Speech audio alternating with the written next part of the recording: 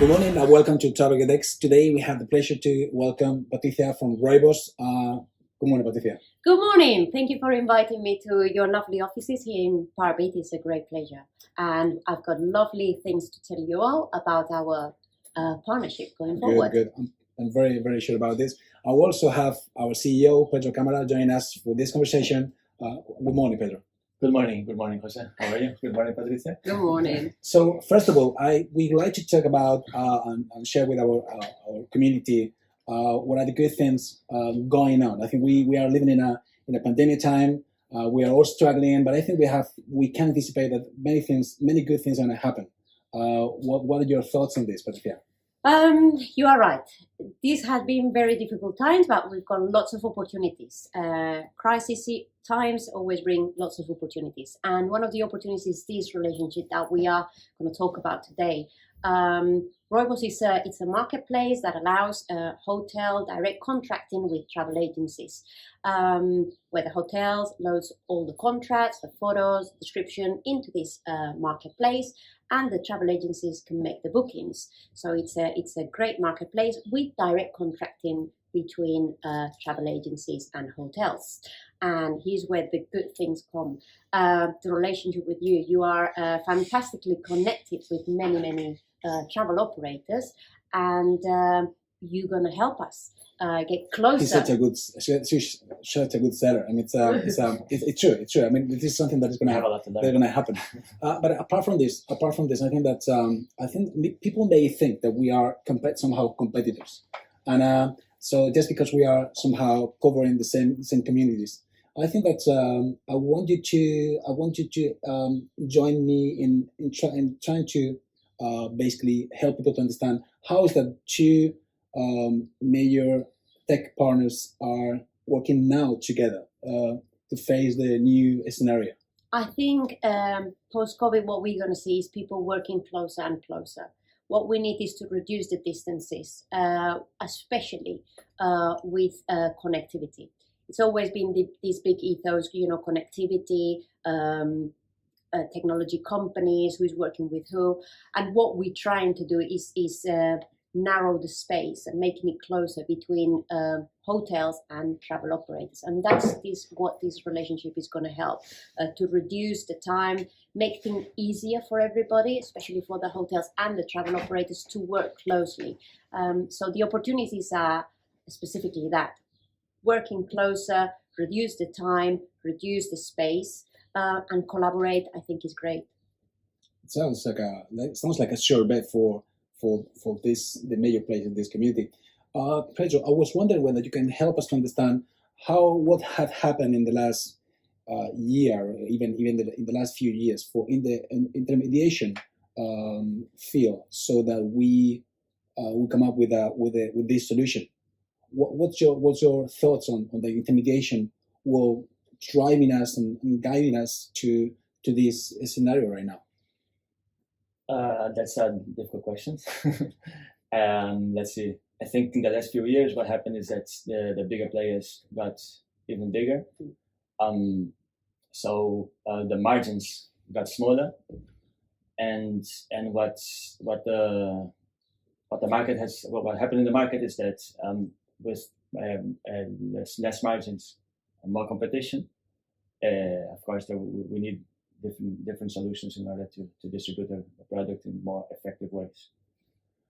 So solutions like Roibos are exactly that. No, they are actually removing the middleman, going directly from the hotel into the buyer or the seller. But that's interesting because in a scenario where margins are going down, it's people are looking forward to keep receiving this value. Don't you think that things may happen in the near future? I mean, I'm referring to the intermediation. There are many players. It seems to be like a sort of a red ocean, where many people are trying to catch and scratch this its piece. So, how do you think technology is gonna add value in this scenario while bringing value to the existing partners? So how do you think, what are the kind of things that are going to happen in the near future for the technology to be real value, a real asset for those players? Yeah, I think the market has been crowded and more. So access to technology, which before was very expensive, nowadays is much cheaper with companies like us and other tech companies around. So there's a lot of bed banks or pseudo bed banks now that are only reselling product from other suppliers. And as you said, I mean, there's a red ocean. It's very crowded. It's very tough. There's low margins. And what happened with COVID is that because there's no more demand, or the demand is very slow, it's very it's not as it was before, to say the least. That's really interesting. That's interesting. I was wondering whether you can help me to understand how you guys are bringing value to your own respective communities. So perhaps, Patricia, you can help us to understand how you are helping hotels to gain share, to add value to them. This COVID has meant for many hotels that they haven't been able to go to fairs, they haven't been able to travel, to sit with many of the contractors of the different travel operators. So the only way to get to them was through technology. And this is what Roibos allows the hotels, is brings closer those travel operators. So the hotel, the same that Booking.com, a fantastic marketplace, will load the content. So very good for the travel operator, first-hand quality content from the hotel, first-hand photography from the hotel, and the rates directly from the hotel. So the hotel is shortening the time, is getting a wider spectrum of travel operators. It has a better control of those travel operators, so there are not too many intermediaries. They don't lose the control. So, for instance, the package rates has always been an issue for many of the hotels. They tend to lose the control. So with Roibos, they can check who they open those package rates, and they can restrict the package rates. They can change the commission by agent. They can say, I'm going to be selling lots of rooms with this travel agency. I'm going to give them a bigger commission. With this one, I'm not so sure about this one. I'm going to reduce the commission. So we give back the control to the hotel. So I guess the guys of Booking.com are not going to be very happy with you. Perhaps. although I mean, as long as we add value to the hotel, there's going to be a massive opportunity there. That's what we bring in. We bring in closer the B2B distribution to the hotels. I think Booking.com has done a great job with the B2C. They're entering into the B2B. We are not going to close our eyes. You know, they're trying to get into the B2B.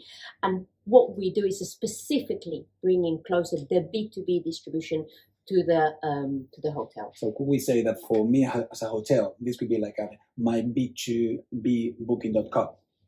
Absolutely. With the difference, and this is a pro for both, for hotel and for travel operators, we just charge a fee. We don't impose commissions, so there is a minimum X commission. So the hotel can decide what commission, agency by agency. If any issues, we don't impose a give back the non-refundables, etc. All the polemics that Booking brought or came up during the pandemic with their impositions, they are removed because we are, just like you, a technology platform, a facilitator for both hotels and travel operators. It's going to be a layer of freedom, empowering those guys to get access to the B2B space. It's a marketplace where they can trade at whatever markups they wish, and the free market will decide who is better in the market. Good. Are you waiting for the Booking.com guys to call you and say, hey, are you potentially collaborating with us? Well, anyway, that could be an option. So that's interesting. What about you, Pedro? What do you think about your part of the chain? What about the OTAs and those that are going to have access to this amazing hotel product? Yes, and the same as in Patricia's case, we are also a marketplace, but I think we're a bit different in the way that we are not specific with hotels, no? So we are on a much broader range. And for that, I mean, we strive to be an efficient marketplace, and a collaboration with someone like Patricia or Roibos brings exactly that. We bring closer the hotel into our client, who is the travel operator. And this just brings effectivity to the marketplace. So this is what we're striving for. I have to say that I think that what we're trying to do here is we cannot afford not to have somebody like Roibos in our network and our sourcing for OTAs. I think there's going to be a massive opportunity for the next generation of the intermediation space, where people having a more lean, structure, where the technology is empowering them instead of being something against them. Is going to be an opportunity, an amazing opportunity for all of us. I think it's a huge opportunity for both hotels and travel operators, but travel operators in an era where we see in the news, and unfortunately lots of people have lost their jobs because no demand, no business or no business. We had to cut jobs in many of the travel operators. We need to get closer to the hotels, but we need hands. But we don't have those hands because there are no funds. So that's what Roibos brings closer. It reduces or eliminates all the contracting cost. If you are a big OTA and you have contractors overseas, this year they haven't been able to go overseas. So it's a way that, okay, I'm going to carry on having that direct relationship with the hotel, but all digital, via a marketplace, Roibos. That's interesting too. I mean, we in TravelGatex, we have billions of searches on a daily basis, and I think that something we have to explore. We have to get information from this data and to put it at hotel disposal so that they can see how to sell better. Don't you think so? I do think so. I do think business intelligence it's a great facilitator for both travel operators and hotels, and you just given me some ideas. Our second, and I'm going to speak to you now, our second product is our business intelligence. So why not we collaborate and we share that data and we give that information to the hotels. For instance, suddenly I'm a hotel in Madrid, and you can see and we can see through our models that there is a lot of Japan calls, but the hotels are not featuring or not selling or not catering for Japanese. So we see the data, then let's inform the Madrid hotels, for instance, that we can see a tendency from Japan. So you're very used to, and you've done a great job, I think, in the business intelligence towards the travel operators, but I can see an opportunity of sharing that information with the hotels. So the hotels know that Japan is calling, but I didn't even know, hey ho, we are in a marketplace, let's get together. That's interesting. I think that Pedro, you're a specialist in, among other things, in the technical spectrum on business intelligence. I think we've done a good job in getting the information to help our partners to shortcut the line somehow, to reduce the learning curve. What's your thoughts on this? How this could evolve so that we can bring value to our communities? Yeah, I think data is the new gold, and we're sitting on a lot of data nowadays, and we've been using this data for the last 2-3 years, more or less, in order to basically optimize our clients' businesses, both on the supply and the demand side. And sure, using it to help hotels to be more attractive to clients. It's all about efficiency, and that's what we're striving for. So it's just to give you guys an example. I think yesterday I had a conversation with somebody from England, and they are working in a very demanding space, which is the meta search. They're looking for opportunities on the hotel space, on the hotel business product, but they want to know what are the hotels that are behaving better. We have a pattern from other players that are working in the same space, in the same market. So we can shortcut the line. We can help them to understand what are the right ones for them. They're gonna discover. If we are not there, they're gonna discover it, but it's gonna take them a while to get to that point. Whereas we can. There is a value in helping to narrow and shortcut the line and to go faster. So I think that there is a massive opportunity there by working together. So I think it's been a great story and conversation. So before you go, I have a very interesting question. I guess this is not going to be a very difficult one. I would like to know why Roibos? Why the name of Roibos? Is it because the plan or? Right. We are a technology platform. We are in the travel space, and I guess the blue it's a bit used a lot. The name of travel operator, viajes, etc. was used a lot. So we wanted a name that was memorable, and it didn't have anything to do with travel. But when I used to plan the business plan, and we used to meet up with the shareholders and with the team, and the typical thing, let's meet for a coffee. None of us drank coffee, so we always land up in the same coffee bar asking for a tea, and that tea was Roibos. So that's why the name Roibos. Roibos is spelled with double O. Actually, we didn't go for such a generic name, so we removed the O, we found it, and we secured that domain name. So Roibos is a tea. That's a good story. But I think we can with all these kind of things we can humanize somehow the technology space.